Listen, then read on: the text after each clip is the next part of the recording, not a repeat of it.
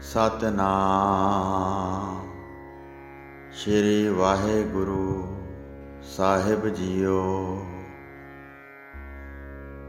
ਤੂੰ ਸਮਰੱਥ ਅਕਥ ਅਗੋਚਰ, ਜੀਓ ਪਿੰਡ ਤੇਰੀ ਰਾਸ। ਰਹਿਮ ਤੇਰੀ ਸੁਖ ਪਾਇਆ ਸਦਾ, ਨਾਨਕ ਕੀ ਅਰਦਾਸ। ਪਰਮ ਸਨਮਾਨਯੋਗ ਗੁਰੂ ਰੂਪ ਗੁਰੂ ਖਾਲਸਾ ਸਾਧ ਸੰਗਤ ਜੀ, ਵਾਹਿਗੁਰੂ ਜੀ ਕਾ ਖਾਲਸਾ ਵਾਹਿਗੁਰੂ ਜੀ ਕੀ ਫਤਿਹ।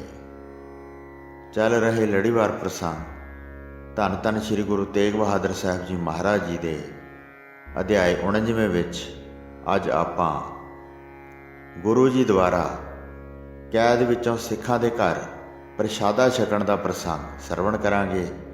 ਆਓ ਬੜੇ ਪ੍ਰੇਮ ਨਾਲ ਇਹ ਪ੍ਰਸੰਗ ਸਰਵਣ ਕਰੀਏ।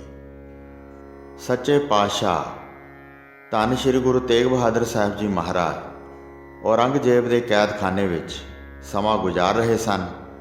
ਦਿੱਲੀ ਨਗਰ ਵਿੱਚ ਗੁਰੂ ਜੀ ਦੇ ਬਹੁਤ ਸਿੱਖ ਵਸਦੇ ਸਨ। ਉਹ ਹਿਰਦੇ ਵਿੱਚ ਬੜਾ ਪ੍ਰੇਮ ਭਾਵ ਧਾਰਨ ਕਰਦੇ ਸਨ।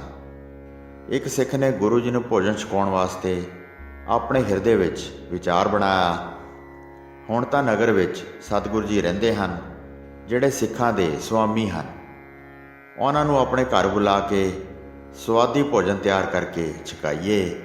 ਹੁਣ ਕੈਦਖਾਨੇ ਵਿੱਚ ਹਨ, ਜੇ ਨਾ ਆਉਣ ਤਾਂ ਭੋਜਨ ਉੱਥੇ ਲੈ ਜਾਵਾਂਗਾ, ਉਸ ਥਾਂ ਹੀ ਛਕ ਲੈਣਗੇ।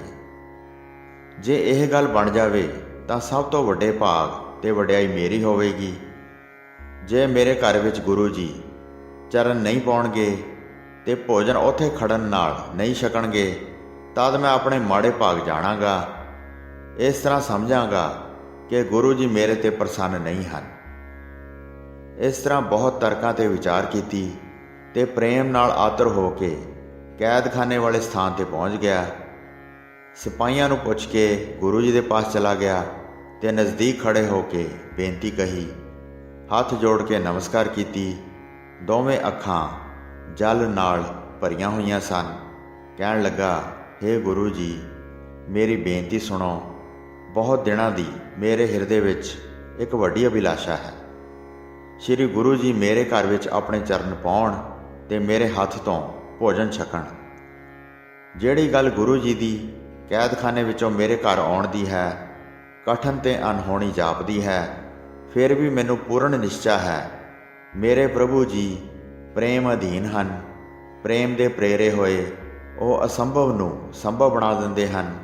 ਹੇ ਮਾਲਕ ਗੁਰੂ ਜੀ, ਸਾਡੀ ਇੱਛਾ ਪੂਰੀ ਕਰੋ। ਇੱਕ ਵਾਰ ਚੱਲ ਕੇ ਭੋਜਨ ਛਕੋ, ਨਹੀਂ ਤਾਂ ਜੇ ਕਹੋ ਇੱਥੇ ਲਿਆਵਾਂਗਾ, ਪਾਸ ਬੈਠ ਕੇ ਭੋਜਨ ਛਕਾਵਾਂਗਾ। ਸਿੱਖ ਦੀ ਬੇਨਤੀ ਸੁਣ ਕੇ ਪ੍ਰਭੂ ਜੀ ਨੇ ਕਿਹਾ, ਤੂੰ ਭੋਜਨ ਤਿਆਰ ਕਰ, ਅਸੀਂ ਛਕਾਂਗੇ। ਤੇਰੇ ਘਰ ਵਿੱਚ ਆ ਕੇ ਬੈਠਾਂਗੇ। ਤੇਰੇ ਹਿਰਦੇ ਦੀ ਜਿਵੇਂ ਇੱਛਾ ਹੈ, ਇਸ ਨੂੰ ਪੂਰੀ ਕਰਾਂਗੇ। ਸਵੇਰ ਹੋ ਕੇ ਜਦ ਅਗਲੇ ਦਿਨ ਇੱਕ ਪਹਿਰ ਦਿਨ ਬੀਤ ਜਾਏਗਾ ਤਾਂ ਤੁਹਾਡੇ ਘਰ ਵਿੱਚ ਬੈਠ ਕੇ ਭੋਜਨ ਛਕਾਂਗੇ। ਸਤਿਗੁਰੂ ਜੀ ਦੇ ਬਚਨ ਸੁਣ ਕੇ ਸਿੱਖ ਸ਼ੰਕਾ ਰਹਿਤ ਹੋ ਕੇ ਪ੍ਰਸੰਨ ਹੋਇਆ, ਪਰ ਮਨ ਵਿੱਚ ਕੁਝ ਹੈਰਾਨ ਵੀ ਹੋਇਆ। ਸੋਚਣ ਲੱਗਾ, ਗੁਰੂ ਜੀ ਕੈਦ ਵਿੱਚ ਹਨ, ਪਹਿਰੇਦਾਰ ਪਾਸ ਖੜੇ ਹਨ, ਫਿਰ ਵੀ ਉਹ ਮੇਰੇ ਘਰ ਵਿੱਚ ਆਉਣਗੇ। ਬੰਦਨਾ ਕਰਕੇ ਬੜੀ ਕਾਹਲੀ ਕਾਹਲੀ ਚਲੇ ਗਿਆ। ਸਵਾਦੀ ਭੋਜਨ ਤਿਆਰ ਕਰਨ ਵਾਸਤੇ ਤਿਆਰ ਹੋ ਗਿਆ। ਬਹੁਤ ਸੁਚਮ ਧਾਰ ਕੇ ਕੜਾਹ ਪ੍ਰਸ਼ਾਦ ਤਿਆਰ ਕੀਤਾ। ਫਿਰ ਖੀਰ ਤਿਆਰ ਕਰਵਾਈ। ਚਾਵਲ, ਦਾਲ ਤੇ ਸਵਾਦੀ ਦਹੀਂ ਵੜੇ ਤੇ ਪਤਲੇ ਪ੍ਰਸ਼ਾਦੇ ਤਿਆਰ ਕਰਵਾਏ। ਬਹੁਤ ਲੂਣ ਵਾਲੇ ਤੇ ਖੱਟੇ ਭੋਜਨ ਤਿਆਰ ਕਰਵਾਏ। ਇਸ ਤਰ੍ਹਾਂ ਬਹੁਤ ਮਿੱਠੇ ਪਦਾਰਥ ਤਿਆਰ ਕਰਵਾਏ। ਇਸ ਤਰ੍ਹਾਂ ਮਨੋਹਰ ਭੋਜਨ ਤਿਆਰ ਕੀਤਾ ਤੇ ਜਦ ਇੱਕ ਪਹਿਰ ਦਿਨ ਬੀਤ ਗਿਆ ਤਾਂ ਗੁਰੂ ਜੀ ਸਿੱਖ ਦੇ ਘਰ ਆ ਕੇ ਪ੍ਰਗਟ ਹੋਏ ਤੇ ਕਿਹਾ, ਸਾਨੂੰ ਬਹੁਤ ਭੁੱਖ ਲੱਗੀ ਹੈ। ਜੋ ਭੋਜਨ ਤੂੰ ਤਿਆਰ ਕਰਵਾਏ ਹਨ, ਉਹ ਹੁਣ ਲਿਆ ਕੇ ਛਕਾ ਦੇ। ਦੇਰ ਨਾ ਕਰੋ, ਪਾਣੀ ਲਿਆਓ। ਕਿਸ ਥਾਂ ਅਸੀਂ ਬੈਠੀਏ ਇਹ ਦੱਸੋ। ਤੇਰਾ ਵੱਡਾ ਪ੍ਰੇਮ ਭਾਵ ਵੇਖ ਕੇ, ਹੇ ਸਿੱਖ, ਚੱਲ ਕੇ ਤੇਰੇ ਘਰ ਆਏ ਹਾਂ। ਵੇਖ ਕੇ ਸਿੱਖ ਬਹੁਤ ਪ੍ਰਸੰਨ ਹੋਇਆ। ਹੱਥ ਜੋੜ ਕੇ ਉਸਨੇ ਚਰਨ ਕਮਲਾਂ 'ਤੇ ਮੱਥਾ ਟੇਕਿਆ। ਇੱਕ ਸੁੰਦਰ ਚੌਂਕੀ ਉੱਤੇ ਨਵੇਂ ਅਤੇ ਉੱਜਲ ਕੱਪੜੇ ਵਿਛਾ ਦਿੱਤੇ ਤੇ ਕਿਹਾ, ਹੇ ਕਿਰਪਾ ਨਿਧਾਨ, ਆਪ ਜੀ ਇੱਥੇ ਬੈਠੋ। ਸਿੱਖ ਦੇ ਪਾਪ ਸੰਤਾਪ ਦੂਰ ਕਰੋ। ਆਪਣੇ ਸੇਵਕਾਂ ਦੇ ਪ੍ਰੇਮ ਦੇ ਵਸ ਵਿੱਚ ਰਹਿੰਦੇ ਹੋ, ਸਦਾ ਪ੍ਰਲੋਕ ਵਿੱਚ ਸਹਾਇਤਾ ਕਰਦੇ ਹੋ। ਬਹੁਤ ਦਿਨਾਂ ਦੀ ਮੇਰੀ ਇੱਛਾ ਹੈ, ਕਦ ਗੁਰੂ ਜੀ ਮੇਰੇ ਘਰ ਵਿੱਚ ਆ ਕੇ ਮੇਰੀ ਇੱਛਾ ਪੂਰੀ ਕਰਨਗੇ। ਅੰਤਰਜਾਮੀ ਗੁਰੂ ਜੀ ਨੇ ਮੇਰੇ ਚਿੱਤ ਦੀ ਗੱਲ ਜਾਣ ਲਈ ਹੈ ਤੇ ਸਤਿਗੁਰੂ ਸਵਾਮੀ ਜੀ ਨੇ ਮੇਰੇ 'ਤੇ ਕਿਰਪਾ ਕੀਤੀ ਹੈ। ਇਸ ਤਰ੍ਹਾਂ ਬਹੁਤ ਪ੍ਰੇਮ ਕਰਕੇ ਉਸ ਸਮੇਂ ਪ੍ਰਸ਼ਾਦ ਤਿਆਰ ਕੀਤਾ। ਫਿਰ ਦਰਸ਼ਨ ਕਰਨ ਵਾਸਤੇ ਹੋਰ ਬਹੁਤ ਸਿੱਖ ਆਏ। ਹੱਥ ਜੋੜ ਕੇ ਉਹ ਸਿਰ ਨਿਵਾਉਂਦੇ ਸਨ, ਬੇਨਤੀ ਕਰਕੇ ਚਰਨਾਂ ਨੂੰ ਛੂੰਹਦੇ ਸਨ। ਪ੍ਰੇਮੀ ਸਿੱਖ ਸੁਣਦਿਆਂ ਹੀ ਆ ਕੇ ਦਰਸ਼ਨ ਕਰਦੇ ਸਨ। ਤਦ ਸਿੱਖ ਨੇ ਜਲ ਆਪਣੇ ਹੱਥਾਂ ਵਿੱਚ ਧਾਰਨ ਕੀਤਾ ਤੇ ਪ੍ਰੇਮ ਕਰਕੇ ਗੁਰੂ ਜੀ ਦੇ ਚਰਨ ਧੋਤੇ ਤੇ ਕੱਪੜੇ ਨਾਲ ਚੰਗੀ ਤਰ੍ਹਾਂ ਸਾਫ਼ ਕੀਤੇ ਤੇ ਫਿਰ ਆਪਣੇ ਹਿਰਦੇ ਦੇ ਆਸਰੇ ਚਰਨਾਂ ਨੂੰ ਪਲੋਸਦੇ ਸਨ। ਜਿਨ੍ਹਾਂ ਚਰਨਾਂ ਦੀ ਸੇਵਾ ਕਰਨ ਵਾਸਤੇ ਦੇਵਤੇ ਤਰਸਦੇ ਹਨ ਕਿ ਕਿਵੇਂ ਧਾਰਨ ਕਰੀਏ, ਉਸ ਵੱਡੇ ਭਾਗਾਂ ਵਾਲੇ ਸਿੱਖ ਨੇ ਚਰਨ ਫੜ ਕੇ ਉਸ ਉੱਤੇ ਆਪਣੇ ਨੇਤਰ ਧਰ ਧਰ ਕੇ ਸਪਰਸ਼ ਕੀਤੇ। ਸਾਰਾ ਪ੍ਰਸ਼ਾਦ ਗੁਰੂ ਜੀ ਦੇ ਅੱਗੇ ਪਰੋਸ ਦਿੱਤਾ। ਵੱਡਾ ਥਾਲ ਭਰ ਕੇ ਗੁਰੂ ਜੀ ਦੇ ਅੱਗੇ ਧਰ ਦਿੱਤਾ। ਗੁਰੂ ਜੀ ਨੇ ਸਿੱਖ ਦਾ ਵੱਡਾ ਪ੍ਰੇਮ ਵੇਖ ਕੇ ਬੜੀ ਰੁਚੀ ਨਾਲ ਸਵਾਦੀ ਭੋਜਨ ਲੈ ਕੇ ਛਕਿਆ। ਉਸ ਸਿੱਖ ਨੂੰ ਵੱਡਾ ਸ਼ਰਧਾਲੂ ਵੇਖ ਕੇ ਗਿਆਨ ਦੇ ਸਾਗਰ ਭਾਵ ਗੁਰੂ ਜੀ ਉਸ ਦੇ ਘਰ ਆਏ ਸਨ। ਉੱਥੇ ਗੁਆਂਢ ਵਿੱਚ ਇੱਕ ਹੋਰ ਸਿੱਖ ਰਹਿੰਦਾ ਸੀ। ਉਹ ਵੀ ਗੁਰੂ ਜੀ ਨੂੰ ਭੋਜਨ ਛਕਾਉਣਾ ਚਾਹੁੰਦਾ ਸੀ। ਉਸ ਨੇ ਹੱਥ ਜੋੜ ਕੇ ਗੁਰੂ ਜੀ ਦੇ ਅੱਗੇ ਬੇਨਤੀ ਕੀਤੀ ਤੇ ਆਪਣੀ ਚਾਹਤ ਦਾ ਉਚਾਰਨ ਕੀਤਾ, ਹੇ ਗੁਰੂ ਜੀ, ਮੇਰੀ ਬੇਨਤੀ ਹੈ, ਸਵੇਰੇ ਸਾਡੇ ਘਰ ਵਿੱਚ ਆਓ, ਕਿਰਪਾ ਕਰੋ, ਮੈਨੂੰ ਆਪਣਾ ਦਾਸ ਜਾਣੋ ਤੇ ਭੋਜਨ ਪ੍ਰੇਮ ਸਹਿਤ ਛਕੋ। ਆਪਣੇ ਪਵਿੱਤਰ ਚਰਨ ਮੇਰੇ ਘਰ ਵਿੱਚ ਪਾਓ। ਤੁਹਾਡੇ ਆਉਣ ਨਾਲ ਮੈਂ ਨਿਹਾਲ ਹੋ ਜਾਵਾਂਗਾ। ਸਿੱਖ ਦੀ ਵੱਡੀ ਦੀਨਤਾ ਵੇਖ ਕੇ ਗੁਰੂ ਜੀ ਨੇ ਕਿਰਪਾਲ ਨੇਤਰ ਕਰਕੇ ਉਸ ਸਮੇਂ ਕਿਹਾ, ਤੇਰੇ ਹਿਰਦੇ ਦੀ ਜਿਹੜੀ ਸ਼ੁੱਧ ਭਾਵਨਾ ਹੈ ਉਹ ਸਤਿਗੁਰੂ ਤੋਂ ਪੂਰਨ ਹੋ ਗਈ ਹੈ। ਇਸ ਤਰ੍ਹਾਂ ਕਹਿ ਕੇ ਸਿੱਖ ਨੂੰ ਸੰਤੋਖ ਬਖਸ਼ਿਆ, ਜਿਸ ਨਾਲ ਹਿਰਦੇ ਵਿੱਚ ਦ੍ਰਿੜ ਭਰੋਸਾ ਵਧਿਆ। ਹੌਲੀ ਹੌਲੀ ਸਤਿਗੁਰੂ ਜੀ ਫਿਰ ਚੱਲ ਪਏ, ਜਿਨ੍ਹਾਂ ਦੇ ਦਰਸ਼ਨ ਕਰਨ ਨਾਲ ਦੁੱਖਾਂ ਦਾ ਨਾਸ਼ ਹੋ ਜਾਂਦਾ ਹੈ। ਕਈ ਸਿੱਖ ਮਿਲ ਕੇ ਬੰਦਨਾ ਕਰਦੇ ਸਨ, ਫਿਰ ਆਪਸ ਵਿੱਚ ਮਿਲ ਕੇ ਕਹਿੰਦੇ ਸਨ, ਸ਼੍ਰੀ ਗੁਰੂ ਜੀ ਸਰਬ ਪ੍ਰਕਾਰ ਸਮਰੱਥ ਹਨ, ਜੋ ਚਾਹੁਣ ਸੋ ਕਰ ਸਕਦੇ ਹਨ।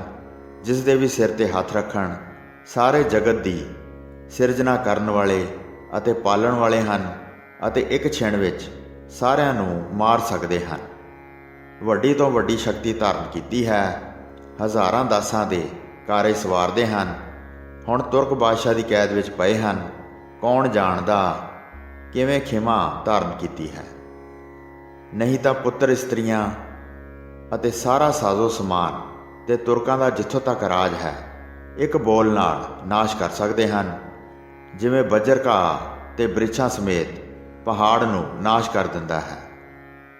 ਮਹਾਨ ਸ਼ਕਤੀ ਸਹਿਤ ਹੋ ਕੇ ਨਿਤਾਣੇ ਬਣੇ ਹਨ। ਇਸ ਦਾ ਕੀ ਕਾਰਨ ਹੈ ਜਾਣਿਆ ਨਹੀਂ ਜਾ ਸਕਦਾ। ਸਾਰੀ ਧਰਤੀ 'ਤੇ ਜਿੱਥੇ ਵੀ ਕੋਈ ਯਾਦ ਕਰਦਾ ਹੈ ਉੱਥੇ ਪਹੁੰਚ ਕੇ ਮਹਾਨ ਸਹਾਇਕ ਬਣਦੇ ਹਨ। ਇਹ ਗਤੀ ਸਾਰੇ ਸੁਣੀ ਵੇਖੀ ਜਾਂਦੀ ਹੈ। ਕੈਦ ਵਿੱਚ ਪੈਣ ਦੀ ਗਤੀ ਸਮਝੀ ਨਹੀਂ ਜਾਂਦੀ ਹੈ। ਸਭ ਦੇ ਦਿਲਾਂ ਦੀਆਂ ਜਾਣਨ ਵਾਲੇ ਹਨ। ਛਿਣ ਵਿੱਚ ਲੱਖਾਂ ਕੋਹ ਦੂਰ ਚਲੇ ਜਾਂਦੇ ਹਨ। ਇਸ ਤਰ੍ਹਾਂ ਕਰਾਮਾਤ ਧਾਰਨ ਕੀਤੀ ਹੈ। ਇਹ ਛੁਪੀ ਹੋਈ ਨਹੀਂ, ਸਾਰੇ ਜਗਤ ਵਿੱਚ ਪ੍ਰਗਟ ਹੈ। ਫਿਰ ਵੀ ਆਪਣੇ ਸਰੀਰ ਉੱਤੇ ਕਸ਼ਟ ਨੂੰ ਬਰਦਾਸ਼ਤ ਕਰ ਰਹੇ ਹਨ। ਇਹ ਜਾਣਿਆ ਨਹੀਂ ਜਾਂਦਾ ਕਿਉਂ ਧੀਰਜ ਧਾਰਨ ਕੀਤਾ ਹੋਇਆ ਹੈ। ਸਿੱਖ ਆਪਸ ਵਿੱਚ ਮਿਲ ਕੇ ਇਸ ਤਰ੍ਹਾਂ ਕਹਿੰਦੇ ਸਨ, ਪੂਰਨ ਗੁਰੂ ਜੀ ਦਾ ਭੇਦ ਕਿਵੇਂ ਪਾਇਆ ਜਾ ਸਕਦਾ ਹੈ। ਫਿਰ ਸਤਿਗੁਰੂ ਜੀ ਕੈਦਖਾਨੇ ਵਿੱਚ ਆ ਗਏ ਤੇ ਪਹਿਲਾਂ ਵਾਂਗ ਹੀ ਉਸ ਥਾਂ ਬੈਠ ਗਏ। ਸਿੱਖ ਦੇ ਘਰ ਭੋਜਨ ਛਕ ਕੇ ਜਦ ਗੁਰੂ ਜੀ ਬਾਹਰ ਦਰਵਾਜ਼ੇ 'ਤੇ ਨਿਕਲੇ ਤਾਂ ਇੱਕ ਮੁਲਾਣੇ ਨੇ ਗੁਰੂ ਜੀ ਨੂੰ ਵੇਖ ਲਿਆ। ਉਹ ਉਸੇ ਵੇਲੇ ਸੜ ਬਲ ਕੇ ਸਵਾਹ ਹੋ ਗਿਆ। ਜਿਹੜੇ ਮੁਲਾਣੇ ਦੇ ਨਾਲ ਸਾਥੀ ਸਨ ਉਹਨਾਂ ਤੋਂ ਪੁੱਛਵਾਇਆ, ਇਹਨਾਂ ਦੇ ਘਰ ਵਿੱਚ ਕੈਸੇ ਆਏ ਹਨ। ਉੱਥੇ ਕਿਸੇ ਨੇ ਦੱਸਿਆ, ਇਸ ਸਿੱਖ ਦੇ ਘਰ ਭੋਜਨ ਛਕਿਆ ਹੈ। ਆਪਣਾ ਸਿੱਖ ਜਾਣ ਕੇ ਪ੍ਰੇਮ ਧਾਰਨ ਕੀਤਾ ਹੈ ਤੇ ਹਿਰਦੇ ਵਿੱਚ ਪ੍ਰਸੰਨ ਹੋ ਕੇ ਭੋਜਨ ਛਕਿਆ ਹੈ। ਮੁਲਾਣੇ ਦੇ ਮਨ ਵਿੱਚ ਅਹੰਕਾਰ ਦੀ ਅੱਗ ਬਲ ਉੱਠੀ। ਉਸ ਛਿਨ ਹੀ ਉਹ ਸੜ ਬਲ ਕੇ ਸੁਆਹ ਹੋ ਗਿਆ। ਉਹ ਸੋਚਣ ਲੱਗਾ ਕਿ ਜਦ ਤੱਕ ਇਹ ਤੁਰਕ ਨਹੀਂ ਬਣਦੇ ਤਦ ਤੱਕ ਹਿੰਦੂ ਆਪਣੇ ਮਨ ਵਿੱਚ ਮੰਨਣਗੇ। ਹਿੰਦੂਆਂ ਦੀ ਜੜ ਹੀ ਇਹੋ ਹੈ। ਹੁਣ ਨਿਸ਼ਚਾ ਹੋਇਆ ਕਿ ਬਾਦਸ਼ਾਹ ਦੀ ਇਹ ਗੱਲ ਵੀ ਠੀਕ ਹੈ। ਦੁਸ਼ਟ ਮੁਲਾਣਾ ਹਿਰਦੇ ਵਿੱਚ ਇਸ ਤਰ੍ਹਾਂ ਗਿਣਤੀਆਂ ਕਰਦਾ ਨੌਰੰਗੇ ਦੇ ਦਰਬਾਰ ਵਿੱਚ ਪਹੁੰਚ ਗਿਆ ਤੇ ਕਹਿਣ ਲੱਗਾ, ਜਿਹੜੇ ਸ਼੍ਰੀ ਗੁਰੂ ਤੇਗ ਬਹਾਦਰ ਜੀ ਨੂੰ ਫੜਿਆ ਹੈ, ਤੁਸੀਂ ਜਿਹੜਾ ਮਨੋਰਥ ਪੂਰਾ ਕਰਨਾ ਚਾਹੁੰਦੇ ਹੋ ਉਸ ਦਾ ਇਹਨਾਂ ਨੂੰ ਚੰਗੀ ਤਰ੍ਹਾਂ ਮੂਲ ਜਾਣੋ। ਇਹਨਾਂ ਦੇ ਤੁਰਕ ਬਣ ਜਾਣ ਨਾਲ ਸਾਰੇ ਹਿੰਦੂ ਤੁਰਕ ਬਣ ਜਾਣਗੇ। ਲੱਖਾਂ ਮਨੁੱਖ ਇਹਨਾਂ ਦੀ ਆਗਿਆ ਅਨੁਸਾਰ ਹਨ। ਇਹਨਾਂ ਦੀ ਆਗਿਆ ਮੰਨ ਕੇ ਇਹਨਾਂ ਦੀ ਪੂਜਾ ਕਰਦੇ ਹਨ। ਹੁਣ ਇਹਨਾਂ ਉੱਤੇ ਤਕੜਾਈ ਕਰੋ ਤਾਂ ਕਿ ਕੈਦ ਵਿੱਚੋਂ ਇਹ ਕਦੀ ਵੀ ਬਾਹਰ ਨਾ ਜਾਣ। ਹੁਣ ਸਿੱਖਾਂ ਦੇ ਘਰ ਚੱਲ ਕੇ ਜਾਂਦੇ ਹਨ। ਉਹ ਬੜਾ ਆਦਰ ਕਰਕੇ ਇਹਨਾਂ ਨੂੰ ਭੋਜਨ ਛਕਾਉਂਦੇ ਹਨ। ਜੇ ਬਾਹਰ ਦੇ ਲੋਕ ਇਹਨਾਂ ਨੂੰ ਮਿਲਦੇ ਰਹਿਣਗੇ ਤਾਂ ਕੈਦ ਵਿੱਚ ਇਹ ਕਿਵੇਂ ਦੁੱਖ ਪਾਉਣਗੇ। ਇਹ ਬਾਹਰ ਜਾ ਕੇ ਮਨੁੱਖਾਂ ਨੂੰ ਨਾ ਮਿਲਣ, ਇਹ ਬਾਹਰ ਨਾ ਨਿਕਲਣ ਤੇ ਇੱਕ ਥਾਂ 'ਤੇ ਸਥਿਰ ਰਹਿਣ। ਜੇਲ੍ਹ ਵਿੱਚ ਤਦ ਦੁੱਖ ਪਾਉਣਗੇ, ਕਿਸੇ ਨੂੰ ਨਾ ਮਿਲਣ ਕਰਕੇ ਮੁਰਝਾਏ ਹੋਏ ਬੈਠੇ ਰਹਿਣਗੇ। ਜਦ ਸਾਰਿਆਂ ਪਾਸਿਆਂ ਤੋਂ ਨਿਰਾਸ਼ ਹੋ ਜਾਣਗੇ ਫਿਰ ਉਹ ਤੁਹਾਡਾ ਕਿਹਾ ਮੰਨਣਗੇ। ਇਹ ਸੁਣ ਕੇ ਨੌਰੰਗਾ ਮਨ ਵਿੱਚ ਬਹੁਤ ਗੁੱਸੇ ਨਾਲ ਭਰ ਗਿਆ। ਕਿਸ ਦੇ ਹੁਕਮ ਨਾਲ ਸ਼ਹਿਰ ਵਿੱਚ ਫਿਰਦੇ ਹਨ। ਜੇਲ੍ਹ ਦੇ ਦਰੋਗੇ ਨੂੰ ਤੁਰੰਤ ਬੁਲਾ ਲਓ। ਉਸ ਦਾ ਗੁਨਾਹ ਹੈ, ਉਸ ਨੂੰ ਸਜ਼ਾ ਦਿਓ। ਨਗਰ ਵਿੱਚ ਫਿਰਨ ਦਾ ਮੇਰਾ ਹੁਕਮ ਨਹੀਂ ਹੈ। ਉਹ ਕਿਵੇਂ ਸ਼ਹਿਰ ਵਿੱਚ ਫਿਰਦੇ ਰਹੇ ਹਨ ਕਿ ਮਨੁੱਖਾਂ ਨੇ ਵੇਖੇ ਹਨ। ਦਰੋਗਾ ਜਦ ਚੱਲ ਕੇ ਆ ਗਿਆ ਤਾਂ ਉਸ ਨੂੰ ਪੁੱਛਿਆ, ਤੂੰ ਕਿਉਂ ਗੁਰੂ ਜੀ ਨੂੰ ਬਾਹਰ ਨਿਕਲਣ ਦਿੱਤਾ? ਤੈਨੂੰ ਹੁਕਮ ਕੀਤਾ ਸੀ ਕਿ ਤਕੜਾਈ ਰੱਖੋ, ਕੋਠੜੀ ਦੇ ਅੰਦਰ ਟਕਾਈ ਰੱਖੋ, ਬਾਹਰ ਦੀ ਉਹਨਾਂ ਨੂੰ ਹਵਾ ਨਾ ਲੱਗਣ ਦਿਓ ਤੇ ਦ੍ਰਿੜ ਕਰਕੇ ਔਖੇ ਸਥਾਨ ਵਿੱਚ ਰੱਖੋ। ਇਹ ਸੁਣ ਕੇ ਜਮਾਦਾਰ ਨੇ ਕਿਹਾ, ਉਹ ਤਾਂ ਇੱਕ ਥਾਂ ਹੀ ਬੈਠੇ ਰਹਿੰਦੇ ਹਨ। ਮੈਂ ਉਹਨਾਂ ਨੂੰ ਕਦੀ ਵੀ ਅੰਦਰ ਤੋਂ ਬਾਹਰ ਨਹੀਂ ਕੱਢਦਾ। ਉਹ ਸ਼ਹਿਰ ਦੇ ਘਰੀ ਕਿਵੇਂ ਜਾ ਸਕਦੇ ਹਨ? ਕਮਰ ਕੱਸਾ ਕੱਸ ਕੇ ਇੱਕ ਸਿਪਾਹੀ ਉਹਨਾਂ ਦੇ ਪਾਸ ਸਦਾ ਖੜਾ ਰਹਿੰਦਾ ਹੈ। ਅੱਠੇ ਪਹਿਰ ਉਹਨਾਂ ਪਾਸ ਖੜਾ ਰਹਿੰਦਾ ਹੈ। ਉਸ ਥਾਂ ਤੋਂ ਹਿਲਦਾ ਨਹੀਂ ਹੈ, ਸਦਾ ਆਪਣੀ ਦ੍ਰਿਸ਼ਟੀ ਥੱਲੇ ਰੱਖਦਾ ਹੈ। ਇਹ ਸੁਣ ਕੇ ਮੁਲਾਣੇ ਨੇ ਉਚਾਰਨ ਕੀਤਾ, ਇੱਕ ਸਿੱਖ ਦੇ ਘਰ ਉਹਨਾਂ ਨੂੰ ਮੈਂ ਆਪ ਵੇਖਿਆ ਹੈ। ਇਹ ਸਾਰਿਆਂ ਦੇ ਵਿੱਚ ਮੁਕਰਦਾ ਹੈ। ਦੁਬਾਰਾ ਵੇਖ ਕੇ ਬਾਦਸ਼ਾਹ ਦੇ ਪਾਸ ਕਹਾਂਗਾ। ਹੁਣ ਤਾਂ ਮੇਰਾ ਕਿਹਾ ਮੰਨੇਗਾ ਨਹੀਂ। ਮੈਂ ਅੱਖਾਂ ਨਾਲ ਵੇਖ ਕੇ ਸੱਚੀ ਗੱਲ ਕਹਾਂਗਾ। ਇੰਨਾ ਪ੍ਰਸੰਗ ਹੋਣ 'ਤੇ ਉਹ ਵਾਪਸ ਚਲਾ ਗਿਆ। ਦਰੋਗੇ ਨੂੰ ਉਸਨੇ ਬਹੁਤ ਉਲਾਂਭੇ ਦਿੱਤੇ। ਦਰੋਗਾ ਇਹ ਸੁਣ ਕੇ ਚੱਲ ਕੇ ਆ ਗਿਆ ਤੇ ਤਕੜਾਈ ਰੱਖਣ ਵਾਸਤੇ ਸਭ ਨੂੰ ਸੁਣਾ ਦਿੱਤਾ। ਕਿਸੇ ਵਿਅਕਤੀ ਨੂੰ ਵੀ ਗੁਰੂ ਜੀ ਦੇ ਪਾਸ ਨਾ ਜਾਣ ਦਿਓ। ਜਿਹੜਾ ਵੀ ਪਾਸ ਜਾਵੇ ਉਸ ਨੂੰ ਹਟਾ ਦਿਓ। ਗੁਰੂ ਜੀ ਦੇ ਪਾਸ ਬਹੁਤ ਤਕੜਾਈ ਕਰ ਦਿੱਤੀ। ਉਹ ਦਿਨ ਬੀਤਿਆ ਤੇ ਰਾਤ ਬਤੀਤ ਕੀਤੀ। ਸਵੇਰ ਹੋਈ ਤਾਂ ਸਿੱਖ ਨੇ ਪ੍ਰਸ਼ਾਦ ਤਿਆਰ ਕੀਤਾ। ਗੁਰੂ ਜੀ ਘਰ ਆਉਣ ਤਾਂ ਆਨੰਦ ਧਾਰਨ ਕਰੀਏ। ਭਾਂਤ ਭਾਂਤ ਦੇ ਭੋਜਨ ਤਿਆਰ ਕੀਤੇ।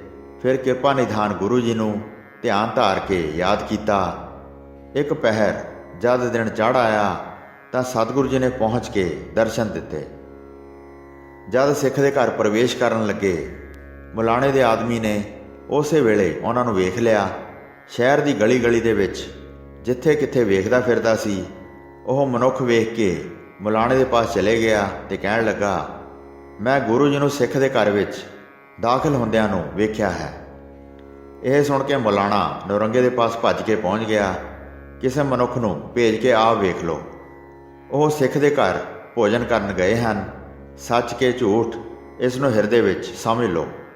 ਬਾਦਸ਼ਾਹ ਨੇ ਫਿਰ ਕੁਝ ਮਨੁੱਖਾਂ ਨੂੰ ਭਜਾਇਆ ਜਿਸ ਘਰ ਦੇ ਦਰਵਾਜ਼ੇ ਵਿੱਚ ਪ੍ਰਵੇਸ਼ ਹੋਏ ਸਨ। ਜਦ ਉਹਨਾਂ ਮਨੁੱਖਾਂ ਨੇ ਜਾ ਕੇ ਵੇਖਿਆ ਤਾਂ ਉੱਥੇ ਬੈਠ ਕੇ ਵਿਰਾਜ ਰਹੇ ਸਨ। ਮੁਖੜਾ ਬਹੁਤ ਪ੍ਰਸੰਨ ਸੀ, ਜਿਸ ਨੂੰ ਵੇਖ ਕੇ ਪਾਪ ਦੂਰ ਹੁੰਦੇ ਸਨ। ਵੇਖ ਕੇ ਬਾਦਸ਼ਾਹ ਨੂੰ ਜਾ ਕੇ ਸੁਣਾਇਆ। ਫਿਰ ਬਾਦਸ਼ਾਹ ਨੇ ਤੁਰੰਤ ਦਰੋਗੇ ਨੂੰ ਬੁਲਾਇਆ। ਬਾਦਸ਼ਾਹ ਨੇ ਕਿਹਾ, ਵੇਖੋ ਮੂਰਖ ਕੱਲ ਝੂਠ ਬੋਲਦਾ ਸੀ, ਬੜੀਆਂ ਖੁਸ਼ੀਆਂ ਕਰਦੇ ਉਹ ਸਿੱਖ ਦੇ ਘਰ ਪਹੁੰਚੇ ਹਨ। ਤੂੰ ਮੇਰਾ ਕਿਹਾ ਨਹੀਂ ਮੰਨਿਆ ਹੈ, ਤੈਨੂੰ ਸਜ਼ਾ ਦਿਆਂਗਾ। ਤੂੰ ਬਹੁਤ ਧਨ ਉਹਨਾਂ ਪਾਸੋਂ ਲਿਆ ਹੈ। ਕੈਦਖਾਨੇ ਵਿੱਚੋਂ ਉਹਨਾਂ ਨੂੰ ਬਾਹਰ ਕੱਢ ਦਿੱਤਾ ਹੈ। ਨਗਰ ਵਿੱਚ ਆਰਾਮ ਨਾਲ ਤੁਰੇ ਫਿਰਦੇ ਹਨ ਤੇ ਕਿਸੇ ਦੇ ਘਰ ਭੋਜਨ ਛਕ ਰਹੇ ਹਨ। ਰੋਜ਼ ਇਸ ਰੀਤੀ ਨਾਲ ਚਲੇ ਜਾਂਦੇ ਹਨ ਤੇ ਸਿੱਖਾਂ ਦੇ ਘਰ ਭੋਜਨ ਛਕਦੇ ਹਨ। ਕਿਹੜੀ ਗੱਲ ਤੋਂ ਤੂੰ ਇਸ ਤਰ੍ਹਾਂ ਕੀਤਾ ਹੈ? ਜਾਂ ਧਨ ਰਿਸ਼ਵਤ ਦੇ ਤੌਰ 'ਤੇ ਲਿਆ ਹੈ? ਜਮਾਦਾਰ ਬਾਦਸ਼ਾਹ ਪਾਸੋਂ ਡਰ ਗਿਆ ਤੇ ਦੋਵੇਂ ਹੱਥ ਜੋੜ ਕੇ ਬੋਲਿਆ, ਮੈਂ ਉਸ ਥਾਂ ਤੋਂ ਆਇਆ ਹਾਂ। ਕੋਠੜੀ ਦੇ ਵਿੱਚ ਉਹਨਾਂ ਨੂੰ ਹੁਣੇ ਛੱਡ ਕੇ ਆਇਆ ਹਾਂ ਤੇ ਕੋਠੜੀ ਦੇ ਦਰਵਾਜ਼ੇ ਬਹੁਤ ਸਖਤੀ ਨਾਲ ਬੰਦ ਕੀਤੇ ਹਨ ਤੇ ਦਰਵਾਜ਼ੇ ਨੂੰ ਤਾਲੇ ਮਾਰ ਰੱਖੇ ਹਨ। ਹਥਿਆਰਬੰਦ ਸਿਪਾਹੀ ਦ੍ਰਿੜ ਹੋ ਕੇ ਪਾਸ ਖੜੇ ਹਨ। ਜੇ ਮੇਰੇ ਕਹੇ ਨੂੰ ਦਿਲ ਵਿੱਚ ਝੂਠ ਮੰਨਦੇ ਹੋ ਤਾਂ ਆਪਣਾ ਮਨੁੱਖ ਭੇਜੋ, ਮੈਂ ਵਿਖਾ ਦਿੰਦਾ ਹਾਂ। ਇਹ ਸੁਣ ਕੇ ਬਾਦਸ਼ਾਹ ਮਨ ਵਿੱਚ ਬਹੁਤ ਹੈਰਾਨ ਹੋਇਆ। ਤੁਰੰਤ ਇੱਕ ਮਨੁੱਖ ਕੁਤਵਾਲੀ ਵੱਲ ਭੇਜਿਆ। ਉਸ ਮਨੁੱਖ ਨੇ ਦਰਵਾਜ਼ਾ ਖੋਲ੍ਹ ਕੇ ਵੇਖਿਆ, ਸਤਿਗੁਰੂ ਜੀ ਉੱਥੇ ਆਨੰਦ ਧਾਰ ਕੇ ਬੈਠੇ ਸਨ। ਵੇਖ ਕੇ ਉਸਨੇ ਬਾਦਸ਼ਾਹ ਦੇ ਪਾਸ ਜਾ ਕੇ ਸੁਣਾਇਆ, ਕੋਠੜੀ ਦੇ ਅੰਦਰ ਮੈਂ ਵੇਖ ਕੇ ਆਇਆ ਹਾਂ। ਫਿਰ ਉਸ ਮਨੁੱਖ ਨੂੰ ਸਿੱਖ ਦੇ ਘਰ ਭੇਜਿਆ। ਉਸਨੇ ਦਰਵਾਜ਼ੇ ਵਿੱਚ ਖੜੇ ਹੋ ਕੇ ਵੇਖਿਆ ਤਾਂ ਗੁਰੂ ਜੀ ਬੈਠੇ ਹੋਏ ਵੇਖੇ। ਇੱਕੋ ਸੂਰਤ ਦੋ ਸਥਾਨਾਂ 'ਤੇ ਵੇਖੀ। ਇਹ ਸੁਣ ਕੇ ਬਾਦਸ਼ਾਹ ਸਹਿਤ ਸਾਰੇ ਬਹੁਤ ਹੈਰਾਨ ਹੋਏ। ਹਿਰਦੇ ਵਿੱਚ ਵਿਚਾਰਦੇ ਸਨ, ਕੁਝ ਸਮਝ ਨਹੀਂ ਆਉਂਦੀ। ਦੋਵਾਂ ਸਥਾਨਾਂ 'ਤੇ ਫਿਰ ਵੇਖਣ ਵਾਸਤੇ ਉਸ ਮਨੁੱਖ ਨੂੰ ਭੇਜਿਆ। ਦੋਵੇਂ ਮੂਰਤੀਆਂ ਦੋਵੇਂ ਥਾਂ ਵੇਖੀਆਂ। ਇੱਕ ਮੂਰਤ ਸਿੱਖ ਦੇ ਘਰ ਤੇ ਇੱਕ ਮੂਰਤ ਕੁਤਵਾਲੀ ਵਿੱਚ ਸੀ। ਕਈ ਕਰਾਮਾਤੀ ਕਹਿ ਰਹੇ ਸਨ ਤੇ ਕਈਆਂ ਨੂੰ ਸ਼ੁਭ ਨਿਸ਼ਚਾ ਹੋ ਗਿਆ ਸੀ। ਔਰੰਗਾ ਮਨ ਵਿੱਚ ਬਹੁਤ ਦੁਖੀ ਹੋਇਆ। ਇਹ ਕਿਹੜੀ ਰੀਤੀ ਕਰਕੇ ਵਿਖਾ ਰਹੇ ਹਨ? ਐਸਾ ਨਾ ਹੋਵੇ ਕਿ ਮੇਰੇ ਨਾਲ ਛਲ-ਵੱਲ ਕਰ ਜਾਣ ਤੇ ਕੈਦਖਾਨੇ ਵਿੱਚੋਂ ਨਿਕਲ ਕੇ ਚਲੇ ਜਾਣ। ਮਸਾਂ ਬਹੁਤ ਯਤਨ ਕਰਕੇ ਫੜਿਆ ਹੈ। ਬਹੁਤ ਸਮਾਂ ਬੀਤਣ ਦੇ ਬਾਅਦ ਹੱਥ ਵਿੱਚ ਆਏ ਹਨ। ਹੁਣ ਮੈਂ ਮਨਾ ਕੇ ਮਨ ਭਾਉਂਦੀ ਗੱਲ ਕਰਾਂਗਾ। ਸ਼ਹਿਰਾਂ ਦੀ ਮੱਤ ਵਿੱਚ ਲਿਆ ਕੇ ਤੁਰਕ ਬਣਾਵਾਂਗਾ। ਇਹ ਜਦ ਕਲਮੇ ਨੂੰ ਪੜ੍ਹ ਲੈਣਗੇ, ਫਿਰ ਜਿਹੜੇ ਹੋਰ ਹਿੰਦੂ ਰਹਿ ਜਾਣਗੇ ਉਹ ਸਾਰੇ ਬਿਨਾਂ ਯਤਨ ਤੋਂ ਤੁਰਕ ਬਣ ਜਾਣਗੇ। ਜਦ ਸਿੱਖਾਂ ਦਾ ਗੁਰੂ ਹੀ ਮੁਸਲਮਾਨ ਹੋ ਗਿਆ ਤਾਂ ਉਹ ਫਿਰ ਕਿਵੇਂ ਰੁਕਣਗੇ? ਇਸ ਕਰਕੇ ਇਹਨਾਂ ਨੂੰ ਤੁਰਕ ਬਣਾਉਣ ਦਾ ਯਤਨ ਕਰੀਏ, ਜਿਵੇਂ ਕਿਵੇਂ ਦੀਨ ਵਿੱਚ ਲੈ ਕੇ ਆਈਏ। ਜਿਹੜਾ ਕੈਦਖਾਨੇ ਦਾ ਜਮਾਦਾਰ ਸੀ ਉਸ ਨੂੰ ਤਾੜਨਾ ਕਰਕੇ ਬਹੁਤ ਡਰਾਇਆ। ਵੇਖਦਾ ਰਹੀਂ ਕਿਸੇ ਤਰ੍ਹਾਂ ਚਲੇ ਨਾ ਜਾਣ, ਜਿਵੇਂ ਹੁਣ ਸਿੱਖਾਂ ਦੇ ਘਰ ਚਲੇ ਗਏ ਹਨ। ਰਾਤ ਦਿਨ ਸਿਪਾਹੀਆਂ ਨੂੰ ਦ੍ਰਿੜ ਕਰਕੇ ਰੱਖੋ। ਸ਼ਸਤਰਾਂ ਸਹਿਤ ਉਹਨਾਂ ਪਾਸ ਖੜੇ ਰਹਿਣ। ਆਪਣੀਆਂ ਅੱਖਾਂ ਅੱਗੇ ਵੇਖਦੇ ਰਹਿਣ। ਉਹਨਾਂ ਸਿਪਾਹੀਆਂ ਨੂੰ ਮੇਰੇ ਵੱਲੋਂ ਡਰ ਪਾਓ। ਜੇ ਕਿਸੇ ਰੀਤੀ ਨਾਲ ਕਿਹਾ ਮੰਨ ਲੈਣ, ਜੇ ਉਹ ਤਾੜਨਾ ਕਰਨ ਤੇ ਤੈਨੂੰ ਕਿਸੇ ਪ੍ਰਕਾਰ ਡਰ ਅਨੁਭਵ ਹੋਵੇ ਤਾਂ ਮੇਰੇ ਪਾਸ ਆ ਕੇ ਕਹੋ, ਸੁਚੇਤ ਰਹੋ, ਉਹਨਾਂ 'ਤੇ ਵਿਸ਼ਵਾਸ ਨਾ ਕਰੋ। ਜੇ ਕਿਸੇ ਤਰ੍ਹਾਂ ਨਿਕਲ ਕੇ ਚਲੇ ਗਏ ਤਾਂ ਤੇਰੇ ਉੱਤੇ ਵੀ ਵੈਸੀ ਤਾੜਨਾ ਹੋਵੇਗੀ ਜਿਵੇਂ ਉਹ ਬਹੁਤ ਦੁੱਖ ਪਾਉਣ। ਐਸੀ ਰੀਤੀ ਕਰੋ ਤਾਂ ਕਿ ਸਿੱਧੇ ਹੋ ਜਾਣ। ਇਸ ਤਰ੍ਹਾਂ ਤਾੜਨਾ ਕਰਕੇ ਦਰੋਗੇ ਨੇ ਸਿਪਾਹੀ ਨੂੰ ਭੇਜਿਆ, ਸਾਵਧਾਨ ਹੋ ਕੇ ਪਾਸ ਖੜੇ ਰਹੋ। ਜੇ ਕੋਈ ਕਰਾਮਾਤ ਕਰਕੇ ਚਲੇ ਗਏ ਤਾਂ ਇਸ ਵਿੱਚ ਮੇਰਾ ਕੋਈ ਦੋਸ਼ ਨਹੀਂ ਹੋਵੇਗਾ। ਇਸ ਵਿਧੀ ਬਗੈਰ ਐਸਾ ਕੌਣ ਹੈ ਜਿਹੜਾ ਚਲਾ ਜਾਵੇ? ਕਿਸੇ ਇਸਤਰੀ ਨੇ ਐਸਾ ਕਿਵੇਂ ਜੰਮਿਆ ਹੈ? ਇਸ ਤਰ੍ਹਾਂ ਵਿਚਾਰ ਕੇ ਤਕੜਾਈ ਕੀਤੀ। ਜੇਲ੍ਹ ਵਿੱਚ ਸੁਖਦਾਈ ਗੁਰੂ ਜੀ ਬੈਠੇ ਹਨ। ਪਿਆਰੀ ਸਾਧ ਸੰਗਤ ਜੀ, ਭਲਾ ਰੱਬ ਨੂੰ ਵੀ ਕੋਈ ਫੜ ਸਕਦਾ ਹੈ? ਸੋ ਇੱਥੇ 12ਵੀਂ ਰਾਸ ਦਾ 49ਵਾਂ ਅਧਿਆਏ ਸਮਾਪਤ ਹੁੰਦਾ ਹੈ ਜੀ। ਪ੍ਰਸੰਗ ਸੁਣਾਉਂਦੇ ਹੋਏ ਹੋਈਆਂ ਅਨੇਕ ਭੁੱਲਾਂ ਚੁੱਕਾਂ ਦੀ ਖਿਮਾ ਬਖਸ਼ਣੀ ਜੀ। ਦਾਸ ਨੂੰ ਆਗਿਆ ਦਿਓ। ਵਾਹਿਗੁਰੂ ਜੀ ਕਾ ਖਾਲਸਾ, ਵਾਹਿਗੁਰੂ ਜੀ ਕੀ ਫਤਿਹ।